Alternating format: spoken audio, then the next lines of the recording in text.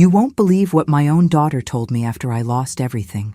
After years of sacrifice, raising her on my own, and giving her everything I had, I stood on her front porch with nowhere else to go, only to be told I ruined her aesthetic. That was the moment everything changed. And if she thought I'd go away quietly, she never really knew the woman who raised her. Subscribe if you believe in second chances, and let me know in the comments where you're watching from. I never imagined I'd end up on my daughter's doorstep with a suitcase in one hand and ashes in the other. The smoke still clung to my clothes, stubborn as regret. My home had burned to the ground the night before. Every photo, every memory, every part of my life reduced to soot and silence. And in the wake of that silence, I found myself standing in front of the woman I gave everything to, hoping, praying, needing something I hadn't asked for in decades. Her house was spotless, one of those new builds. Stone facade, tall black door, potted plants arranged just so. It looked like a catalog cover. The porch light bathed her in a golden halo as she opened the door, wearing a white cardigan over a silk blouse, not a hair out of place. She didn't ask why I was there, didn't look at the suitcase or the soot on my coat. She didn't even flinch. She just looked me over like I was a mismatched cushion on her beige couch. And then she said it. "You can't stay here, Mom. You ruin the aesthetic." I don't remember what I said after that. I think I nodded. Maybe I mumbled something. But I do remember the way the door closed. Soft, final, like the punctuation at the end of a long, cruel sentence. That sound stuck with me all night. I ended up at the Oakview Inn off I. $28 a night. Smelled like wet carpet and mildew, but it had a bed and a lamp and a mirror too cracked to reflect me properly. Maybe that was a mercy. I sat on the edge of the bed, staring at the phone in my lap. I wanted to call someone, but I didn't have anyone to call. I raised Emily alone. Her father left when she was 10, left me with a mortgage, a daughter, and a broken-down Buick that wouldn't start in the rain. I worked days at the diner and nights sewing for a tailor shop just to make rent. I never remarried, never had the time, never wanted to bring another man into my daughter's life unless I was sure he'd stay. And none ever did. Emily got straight A's, went to college on a scholarship. She became a nutritionist, married a plastic surgeon, and moved to Charleston. I watched her climb the ladder of perfection. New car, new house, new friends. I was proud. But with every step she took toward her new life, it felt like she was stepping further away from me. Still, I never imagined she'd lock me out when I had nowhere else to go. At the motel, I cried quietly, so no one in the next room would hear. I'm not a crier. Not even when I lost my job not even when I buried my sister without a single family member beside me. But that night, I cried until my throat ached, because for the first time, I realized something terrible.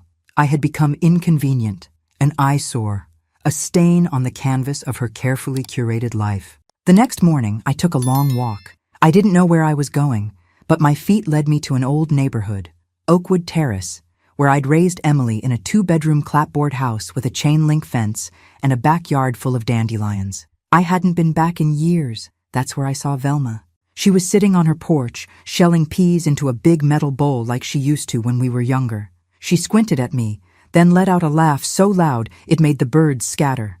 "Maggie Walker," she said, hopping off her rocker like she hadn't aged a day. "You look like you've seen a ghost." I didn't tell her everything right away.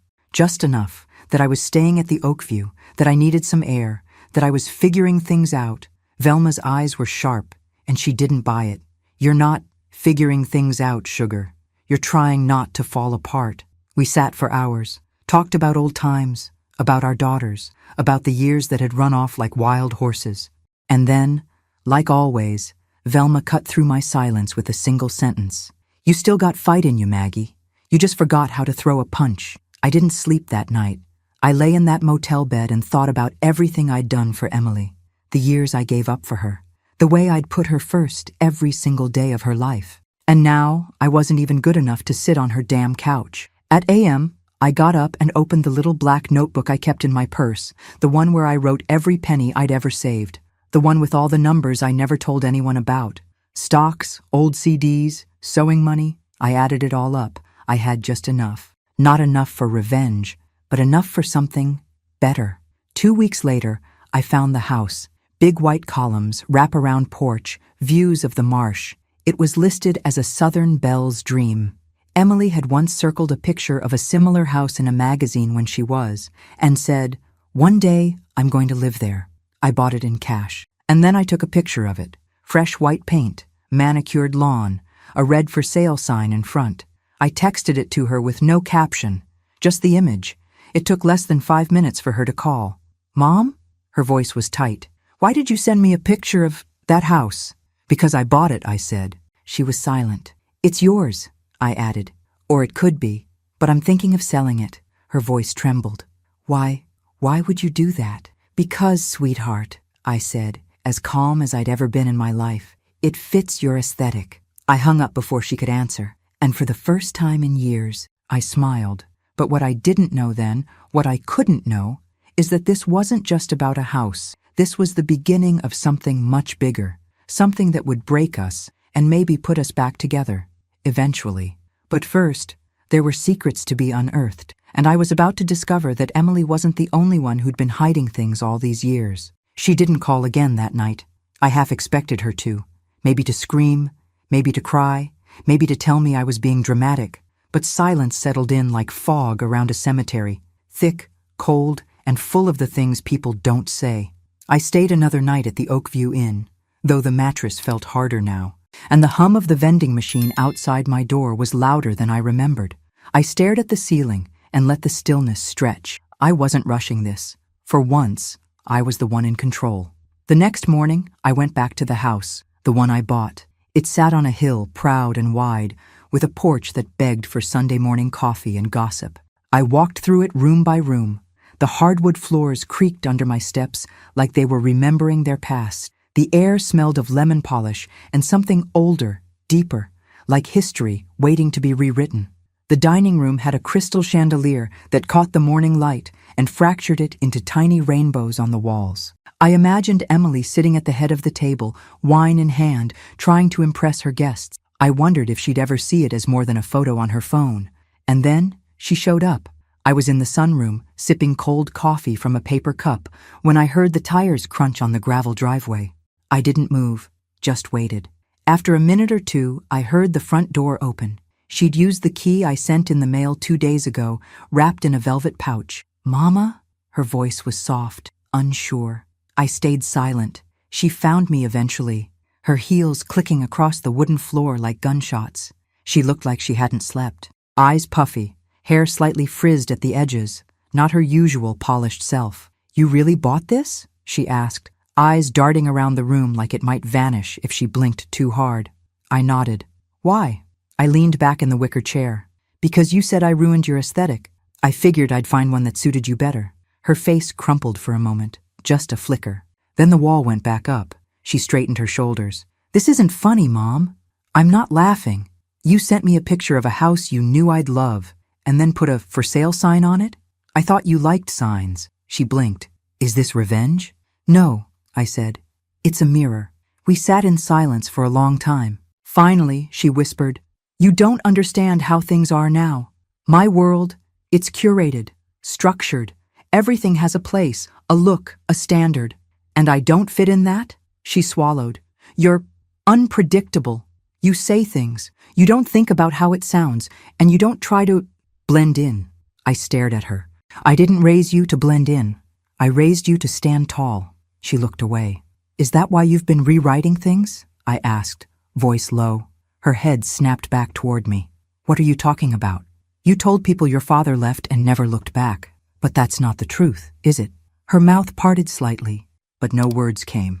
I stood up, walked over to a drawer I'd filled earlier with the contents of a dusty box from my old house. I pulled out an envelope, worn, bent at the corners, and handed it to her. She hesitated, then took it. Her fingers trembled as she unfolded the letter. It was from her father, dated 8 years after he left. He'd tried to come back, begged for forgiveness, said he'd found God, found purpose, found the strength to be a better man, said he'd visited twice but wasn't allowed through the door. Her lips moved as she read. Then her knees gave out, and she sank onto the couch. I told him to leave," she whispered, more to herself than to me. "He called. I answered. He said he wanted to see us. I told him we didn't need him. I was 16. I thought I was protecting you. I sat beside her, heart pounding. I was angry. You worked so hard. He left you with everything. I wanted to punish him. And so you erased him. Tears filled her eyes. I never told you. I didn't think you'd forgive me. I reached for her hand. She flinched at first, but then let me hold it. There's more than one way to ruin a home, Emily, I said quietly. Sometimes it's not fire. Sometimes it's silence. We sat there for a long time, the weight of years pressing down on both of us. I don't deserve this house, she said finally. That's not for me to decide. Her eyes found mine. What if I wanted to earn it? I didn't answer, just looked out the window at the garden overgrown with wildflowers, life pushing through the cracks. Then we'd have to start again, I said. And it won't be easy. I don't want easy, she said, voice breaking. I want you back. A part of me softened. But another part, the part that remembered the cold porch light and her perfect cardigan, held firm. Then don't say it, I whispered. Show it. She nodded. And just like that, the first brick of the wall between us cracked. But as I would soon learn, the house wasn't the only thing full of secrets. There was one more envelope in that box, and it would change everything. It was a yellowed envelope, sealed with brittle tape and buried at the very bottom of the box.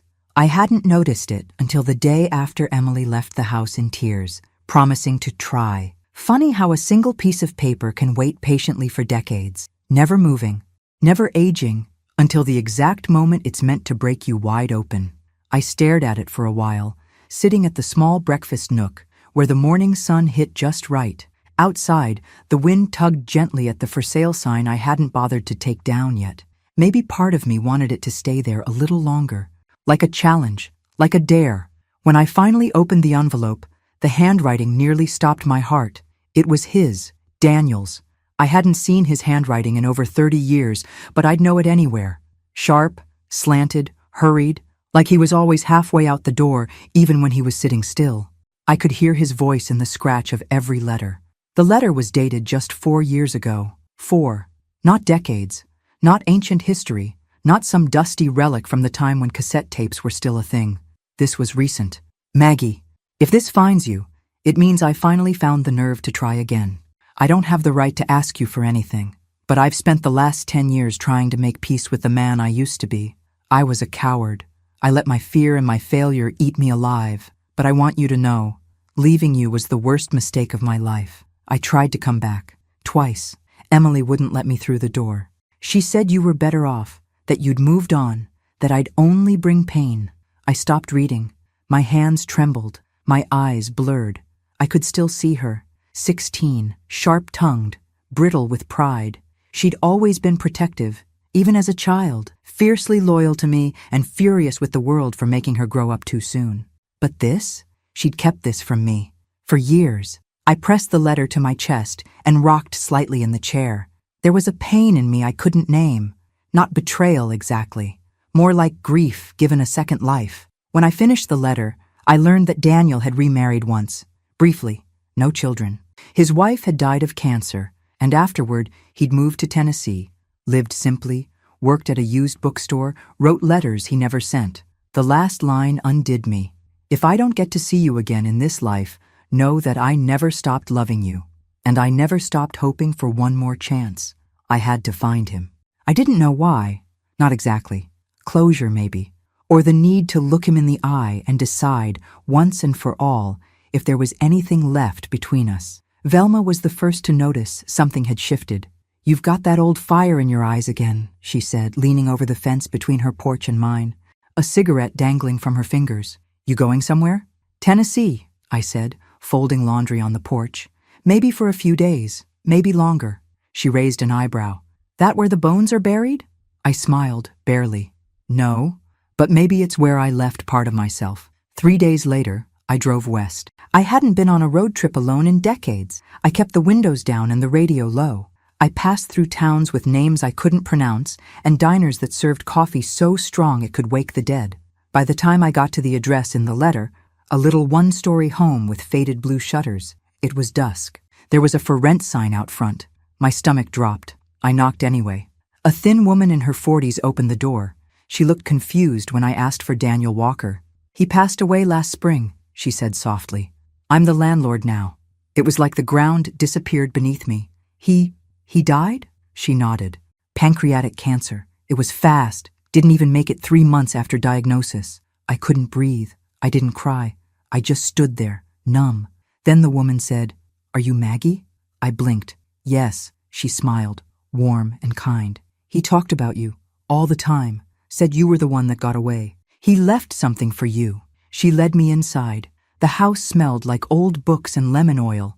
On a shelf near the window was a small box, wooden, carved with tiny birds. Inside were photos of me and Emily from years ago, a pressed flower from our wedding, and another letter. This one was shorter. You were my lighthouse, even when I drifted. I hope you found happiness. I hope you knew deep down that I always loved you. And if there's still a chance, wherever I am, I'll be waiting. I don't remember the drive back, only that the sun was rising by the time I reached Charleston again. I pulled into the driveway of the house and sat for a long time. Emily's car was already there. She was sitting on the porch steps, knees pulled to her chest, makeup streaked down her face. When I got out, she stood but didn't speak. I walked up slowly, the letter from Daniel still in my coat pocket. I didn't hand it to her. Not yet.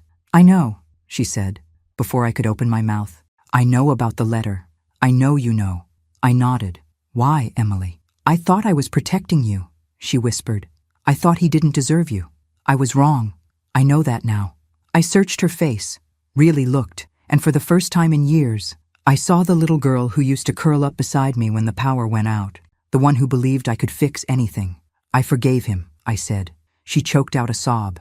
Can you forgive me? I didn't answer. Not yet, because forgiveness, real forgiveness, isn't a lightning bolt. It's a slow rain. It takes time. And I needed her to feel it, earn it, carry it like I carried her. The truth was out now, but the story was far from over, because redemption isn't given, it's built. And I had an idea of how we could start. It started with paint, not expensive wallpaper, not marble countertops, just paint, white, soft yellow, lavender in the bedrooms, warm, welcoming colors. Emily rolled the first coat on the living room wall herself, hair tied up in a knot, sleeves rolled back. Her designer nails were chipped by the end of the first day, and she didn't even notice. She was trying. I could feel it in the way she moved around the house, not as its new owner, but as someone relearning what it meant to belong somewhere. The mansion, once a symbol of perfection and pretense, began to breathe like a living thing. The curtains came down. The gleaming Art Deco chandeliers were swapped for soft Edison bulbs. She even let Velma choose the kitchen tile. Lord help her. We worked side by side, me, Velma, a few old friends from the neighborhood who hadn't seen Emily since she wore braces. They all came back, not for her name, but for what the house was becoming. Not a home, a haven. We named it Rose Harbor, a transitional residence for older women cast aside by family, abandoned by partners, or simply left behind by the world. Women like me, like Velma, like so many who had nowhere to go when life decided they were no longer useful. It was Emily's idea. I want to fix what I broke, she told me one night, as we painted the porch swing a deep teal. Not just between us. I want to be someone who makes space for women like you, women like us. I didn't say much. I just kept painting. But something in me softened. A knot inside my chest slowly came undone. 3 months later, the house opened its doors. We held a gathering on the front lawn. Nothing fancy. Plastic chairs, lemonade, peach cobbler, a band made up of high school kids from down the street. I wore the same navy dress I'd worn to Emily's graduation. It still fit. Emily stood on the porch and addressed the crowd. My mother built me a life when she had nothing, she said, voice shaking. I turned my back on her when all she asked for was a place to sleep. I was cruel. I was selfish. And she didn't repay me with anger. She repaid me with a gift I didn't deserve. But today, I'm asking for something better than forgiveness. I'm asking for a second chance. The crowd was silent. Then a few people clapped. Then more. Then everyone. I cried quietly in my chair, dabbing at my eyes with a napkin that smelled like barbecue sauce. Later that evening, after everyone had gone, I sat on the porch steps and watched the stars blink into the sky. Emily brought me a glass of iced tea, sat beside me, and leaned her head on my shoulder like she used to when she was little. You were right, she whispered. A house doesn't make a home. I reached into my pocket. I pulled out the deed, folded, worn, signed over to her name months ago. I already gave this to you, I said. But I want you to really understand what that means. She stared at it. You get the house, I said. But Rose Harbor stays. The women stay. The mission stays. She nodded, tears slipping silently down her cheeks. I won't let you down again. I squeezed her hand. Then we'll be fine. A week later, a letter arrived. No return address. Inside was a photograph. Me and Daniel from a summer picnic when Emily was 3. We were smiling at each other like no one else existed. On the back, in that same slanted handwriting, were 6 words. You made it home. I knew. I don't know who sent it. Maybe one of his bookstore co-workers. Maybe God. Maybe just the wind carrying things where they're meant to go. All I know is that the house is never quiet now. There's laughter in the halls, stories being told in rocking chairs on the porch, women dancing in the kitchen at midnight. There are scars here, yes, but also healing, also grace. Emily still gets frustrated sometimes. She hasn't lost that sharpness, but she laughs more now, holds me tighter when she hugs me. And when she introduces me to new residents, she says, "This is my mother, Margaret. She's the reason all of this exists." And I smile. Because I am. I was never a perfect mother, but I was her mother. And in the end, that was enough to build something that mattered, something beautiful, something that didn't just fit an aesthetic, something that saved us both. It had been exactly 6 days since Emily's confession on the porch. 6 days since she said the words I'd waited 30 years to hear. I want you back. But what she didn't know, what no one knew, was that I wasn't ready to be back just yet. You see, healing isn't just about putting the broken pieces together. Sometimes it's about staring at the shattered mess long enough to understand why it broke in the first place. And for me, that meant going back to the beginning. I hadn't visited Oakwood Terrace in nearly a decade, but on that 7th morning, I found myself driving down its cracked streets, past the overgrown lots and rusted mailboxes. That neighborhood raised me as much as I raised Emily, and buried beneath its peeling paint and forgotten porches were answers I didn't know I still needed. The house I'd raised Emily in was still standing. Barely. The paint had long since flaked off. The fence leaned like it was tired of standing. But the tree in the front yard, the one she used to climb every summer, was taller, stronger, blooming with white blossoms that looked like little bursts of hope. I stepped out of the car and just stood there. And that's when I saw her. Mrs. Loretta Mason. She'd lived across the street when I was still packing lunchboxes and patching jeans. She had to be in her 80s now, but she looked just as elegant as ever, sitting on her porch with a wide-brimmed hat and a mug of tea, like time hadn't dared to touch her. "Maggie Walker," she called out. "Is that you?" I laughed through the lump in my throat and walked across the street. We talked for hours, about the old days, about how the neighborhood had changed, about how we had changed. And then, out of nowhere, she said something that froze me in my chair. "I always wondered what really happened between you and Daniel." I stared at her. "What do you mean?" She sipped her tea, slow, deliberate. "I saw him. A few years after he left. He came by the house asking if I knew where you'd moved. Said he was trying to find his girls." My heart pounded. "You never told me." She looked down, guilty. "I didn't want to stir up pain. But now that I see you again, I think maybe that was wrong. Maybe you needed to know he tried." That was the second time someone told me he came back, and it finally clicked. Emily didn't just close the door on her father. She buried the truth, all of it, out of pain, out of fear, maybe out of love, twisted and misdirected. But it had left me living in a false version of my own story for decades. I went back to the house, not the old one, my house, the one I bought with the porch swing and the columned front. The one that still had the for sale sign out front, leaning slightly now from the wind. When I stepped through the door, the air felt heavier. I don't know if it was the weight of memory or the truth finally sinking into the walls, but I knew what I had to do next. I went up to the attic. Not many people knew about it, not even Emily. It was tucked behind a narrow door near the back of the upstairs hallway. The space was unfinished, dusty, with beams overhead and the smell of cedar and thyme. And that's where I found the box. I hadn't opened it since the week after the fire, the one that burned down my old rental and forced me to Emily's porch in the first place. It had survived the blaze because it was in the trunk of my car, along with a few saved items I never unpacked. I'd stashed it here when I moved the rest of my things in quietly. Inside, photos, letters, receipts, and a folded piece of notebook paper, torn at the edges. It was Emily's handwriting. "Mom, if you're reading this, I guess I couldn't say it to your face. You loved me so hard that I didn't know how to love you back. Every success I had felt like a debt I owed you. Every mistake you made felt like a wound I couldn't stop picking at. I didn't understand what you gave up for me until it was too late." My knees gave out.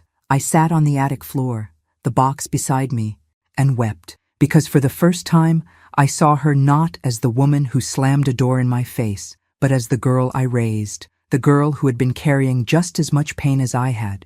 Only hers had turned into walls, and mine had turned into distance. That night, I didn't call her. I did something else. I took down the for sale sign. The next morning, I went to a lawyer. I signed the deed over to Emily's name, but not just as a house, as a responsibility. It came with one condition. The home must be turned into a non-profit residence for women over who've been displaced, rejected, or left with nowhere to go. It wasn't a trap, it was a lifeline. I sent the papers to Emily with a note that read, "Your aesthetic doesn't define your worth, but maybe now it can help rebuild someone else's." The following day, I heard a knock on the door. Emily was standing there. No makeup, no pretense, just tears in her eyes and a folder in her hand. She handed me the papers, signed. "I want to help them," she said. "I want to start with you." And just like that, the door that had once slammed shut opened again. But this time, it opened for so many more. There's a moment, right before dawn, when the sky turns that deep velvet blue and everything feels suspended. Not quite night, not quite morning, just stillness, like the whole world is holding its breath. That's when I stood on the front porch of Rose Harbor, coffee in hand, watching the fog roll in from the marsh. The house was quiet, peaceful, for now. Inside, 2 women were asleep in rooms we'd prepared just the day before.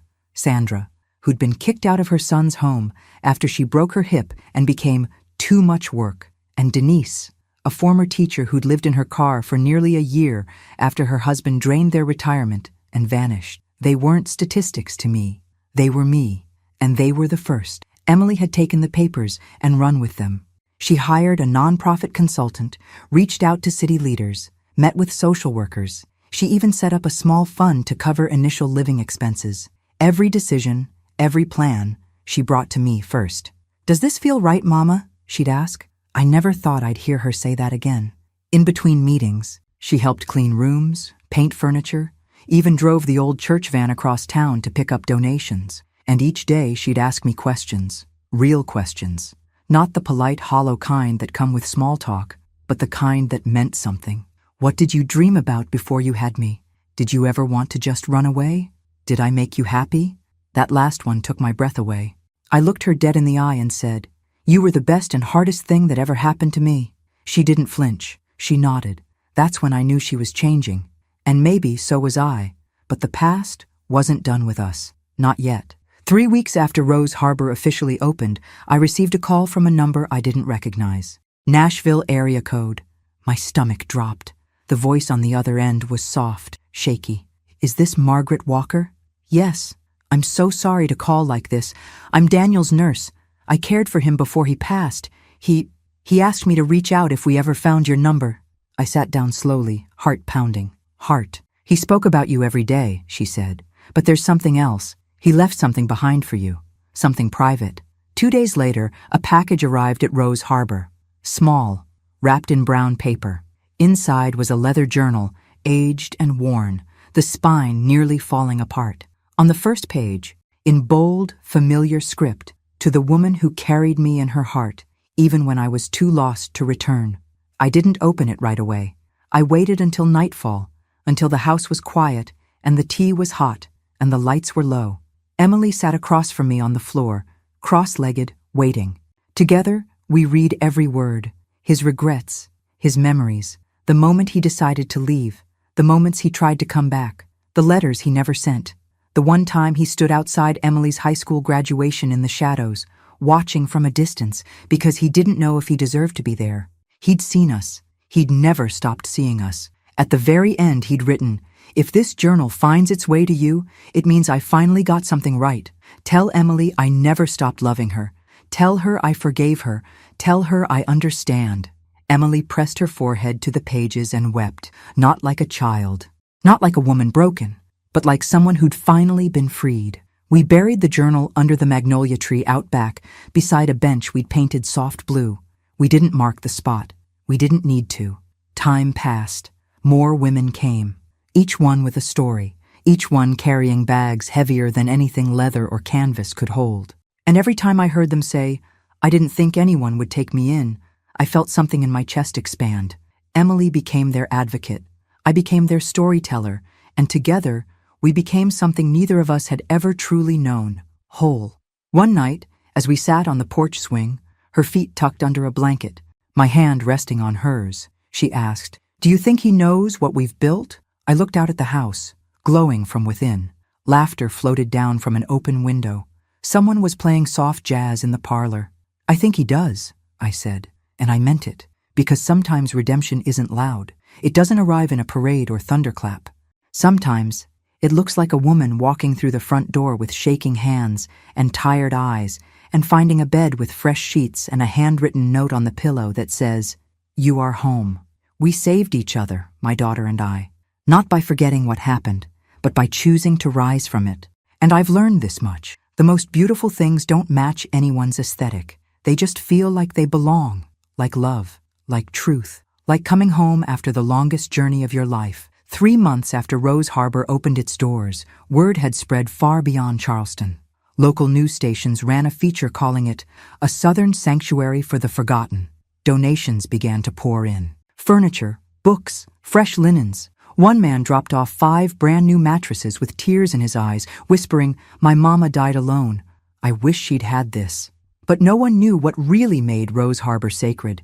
It wasn't the porch swing, or the new garden beds, or the hand-sewn curtains Emily insisted on making herself. It was the women.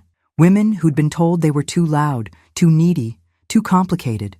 Women who'd been left behind by their children, their husbands, or time itself. Every single one carried stories like suitcases bursting at the seams. One of them was Ruth, 82, former jazz singer, 2 strokes. No family left except a nephew who hadn't called in years. She showed up at our gate in a wheelchair with a single bag and a bottle of cheap perfume tucked in the side pocket. "I heard you take women like me," she said. "I don't have much, but I can still hum a tune." We took her in that night. Ruth became our heartbeat. She sang at breakfast, told wild stories about smoky nightclubs and love affairs with saxophone players.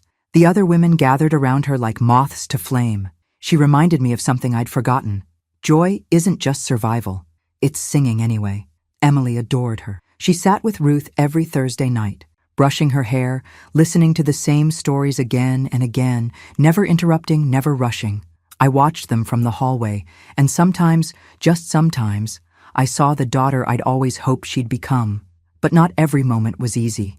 One night, Ruth collapsed in the hallway. Her breathing was shallow. Her eyes rolled back. Emily froze. I didn't. I knelt beside her, called, held her hand until the ambulance came. As they wheeled her out, she looked at me with glassy eyes and whispered, "Don't let me go in silence." I didn't sleep that night. Neither did Emily. We sat in the kitchen, just like we used to when she was a child with nightmares, both of us gripping steaming mugs we didn't drink from. "She's dying," Emily said, voice hollow. "She's living," I corrected, "right now. And until her last breath, we treat her like she matters." Emily stared at me, eyes wide and wounded. "I was so scared," she said. "She looked like you." And that's when I realized this wasn't just about Ruth, or the house, or even Daniel. This was about the fear my daughter had carried for decades, the fear that one day I'd vanish, and she'd be left with nothing but guilt and regret. That fear had made her cruel, but now it was making her brave. Ruth made it through the night, and the next. She came home 5 days later with an oxygen tank and a playlist of Ella Fitzgerald songs we played every afternoon. She was weaker, quieter, but she was still Ruth. On her final morning, she asked for one thing: "Let me go out singing." We dressed her in a blue velvet robe, sat her on the porch swing with a blanket around her legs. The sun was just beginning to rise when she opened her mouth and sang the first few lines of Misty, her voice soft, trembling, but still hers. By the last note, she was gone. Emily held her hand the entire time. We buried her ashes in the garden, beneath the rose bush we'd planted in her honor. The women each placed a flower on the soil. Emily read a poem she'd written by hand. And I wept openly.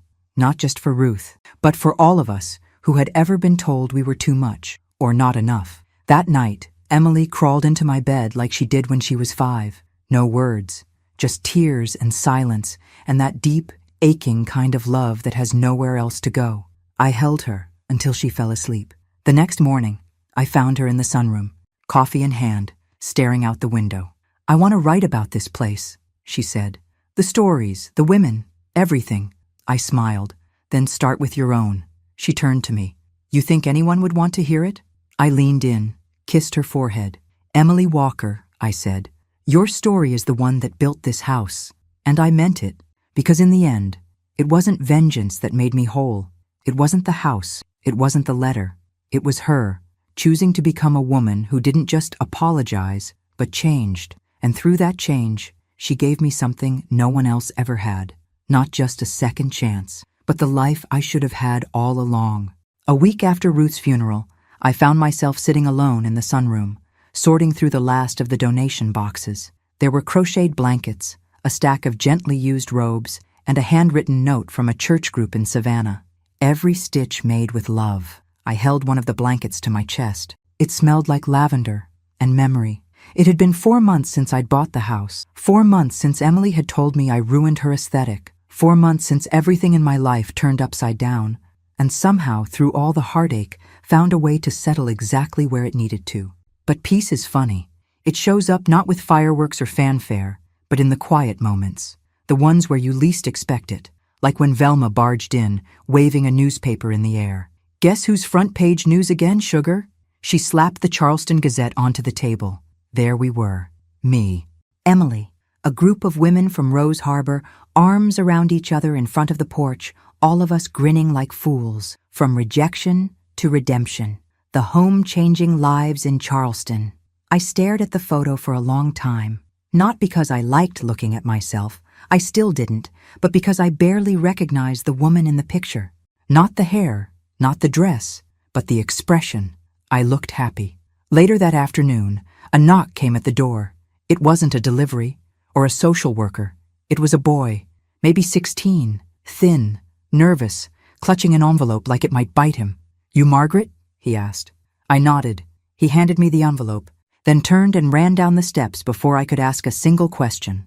Inside was a letter, not typed, written in pen. Careful script. "Mrs. Walker, you don't know me, but I knew your husband. Daniel worked with my mother at the bookstore. He used to talk about you, a lot. Said you were the strongest woman he ever met. He gave me this letter months before he passed, told me to deliver it when the time felt right. I didn't understand what he meant until I saw the news article about Rose Harbor. Now I know. I hope this gives you peace." I sat down slowly. My fingers trembled as I unfolded the paper. Daniel's handwriting was messier this time. Weaker, but it was his. "Maggie, if you're reading this, it means someone braver than me brought it to you. I wish I could have sat beside you, held your hand and said these words out loud. But life rarely gives us the endings we want, only the ones we make. I know what I did. I know what I left behind. And I know I didn't deserve your forgiveness, but you loved me anyway. I see that now, in this house, in what you're building. You turned rejection into refuge, pain into purpose. You turned our unfinished story into something beautiful. I'm sorry I couldn't stay, but maybe, in some strange way, you've brought us all home. Always yours, D." I pressed the letter to my chest and cried. Not the kind of tears that break you, the kind that release you. That night I called Emily outside. The moon was high. The air smelled like gardenia. I handed her the letter. She read it in silence, one hand covering her mouth. When she finished, she leaned her head against my shoulder, just like she had as a little girl. "I wish I'd known him better," she whispered. "You still can," I said. "Through this, through us." We sat there until the stars faded into morning, and that's when I knew we'd made it through. Not by erasing what hurt, not by pretending it hadn't happened, but by carrying it, with grace, with grit, and with the unshakable belief that it's never too late to make something good out of what's been broken. Rose Harbor still stands. Women still arrive, bags in hand, eyes wide with fear and hope. And every time, I greet them at the door with a smile and say, "Welcome home," because I've learned the truth. Redemption doesn't knock. Sometimes you have to build the house yourself and leave the door open. It was a Wednesday when the last box was unpacked in the library, a room we never thought we'd fill, now overflowing with donated books, mismatched reading chairs, a grandfather clock that ticked a little offbeat, and sunlight that poured through the windows like grace itself. I ran my fingers along the spines. Romance novels, self-help, old cookbooks, a first edition of To Kill a Mockingbird with someone's name scribbled inside, Gloria. I smiled, thinking how stories survive us. Emily came in behind me, holding a steaming mug of chamomile tea and a folder under her arm. Her face was flushed, glowing in a way that had nothing to do with makeup and everything to do with meaning. She handed me the folder. Inside were the final approval documents from the state. Rose Harbor, Inc., Certified Transitional Living Nonprofit. "It's official now," she said, biting her lip to keep it together. "We're real." I took the papers in hand and nodded slowly. "You were always real," I whispered. "You just had to remember." We spent the afternoon hanging photos in the hallway, portraits of the women who'd stayed with us, each framed with their names etched below, not just to honor them, to see them as people, as stories, as proof that second chances can grow roots. Velma joined us with a tray of lemon bars and sass. "Y'all gonna cry every time someone hangs a picture?" she teased. "Probably," I said, grinning. "Good," she nodded. "Means you haven't turned into stone statues just yet."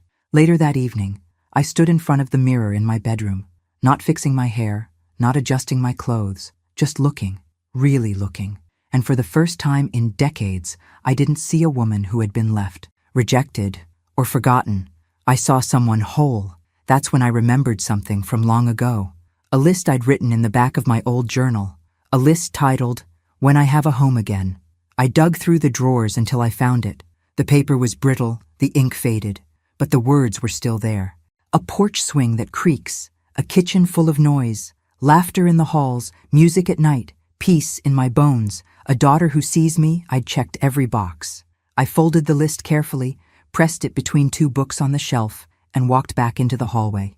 That's when I saw her, Emily, standing by the front door, hands tucked in the pockets of her sweater, watching the evening settle in through the glass. When she turned around, there were tears in her eyes, again, but this time they were soft, grateful. She reached for my hand, held it like it was something sacred. "I found something today," she said quietly. She led me to the office and handed me an envelope, a new one, unopened, postmarked from Tennessee.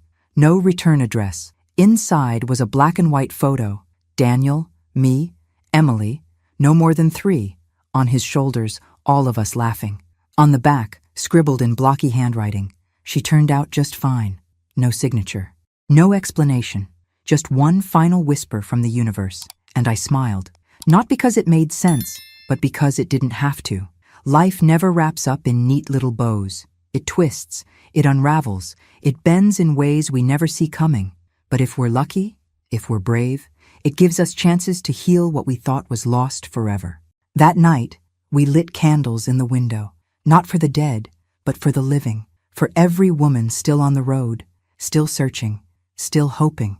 The porch was full of voices, laughter, hands holding hands under warm throws. Someone played guitar softly.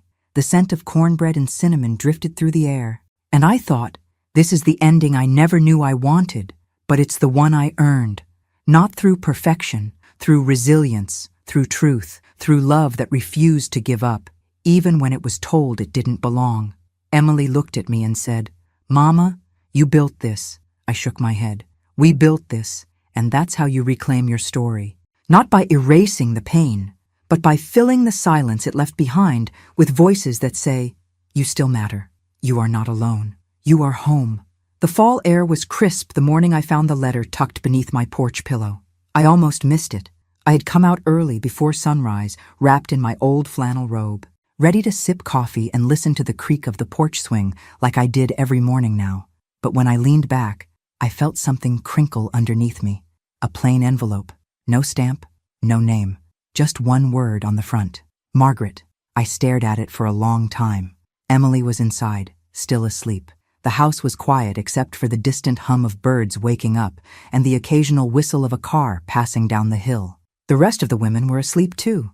A calm had settled over Rose Harbor, one of those rare, golden mornings where everything feels suspended in grace. I opened the envelope with steady hands. Inside was a single sheet of paper, typed, formal, and then I saw the header, the Law Office of Franklin and Maynard. At first, my heart sank. I thought maybe there was unfinished business from Daniel, or worse, some dispute over the house, the nonprofit, a tangle of legal red tape I hadn't seen coming. But no, it wasn't bad news. It was a gift. The letter explained that Daniel's small estate, mostly made up of a pension, a few royalties from a book project, and a modest life insurance policy, had named me the primary beneficiary. There was more. He had designated a percent, to be transferred directly to Rose Harbor under a special clause, for the continuation of the love that was never lost, only misplaced. I pressed my hand to my mouth and wept right there on the porch swing. The letter clutched to my chest. He hadn't forgotten. He'd prepared. In his own quiet way, Daniel had come home too. Later that day, I told Emily. She didn't say a word, just wrapped her arms around me so tightly I thought my ribs would crack. She whispered, "He never stopped trying to fix it, did he?" "No," I said. "And neither did you." With the inheritance, we expanded Rose Harbor, added 2 more bedrooms, a new communal kitchen, a small writing room overlooking the marsh, Emily's idea. We called it Daniel's room, not because of guilt, because of hope. Word traveled fast. Within weeks, we had interviews lined up, more funding. Even a woman from the New York Times called. Emily handled it all with grace.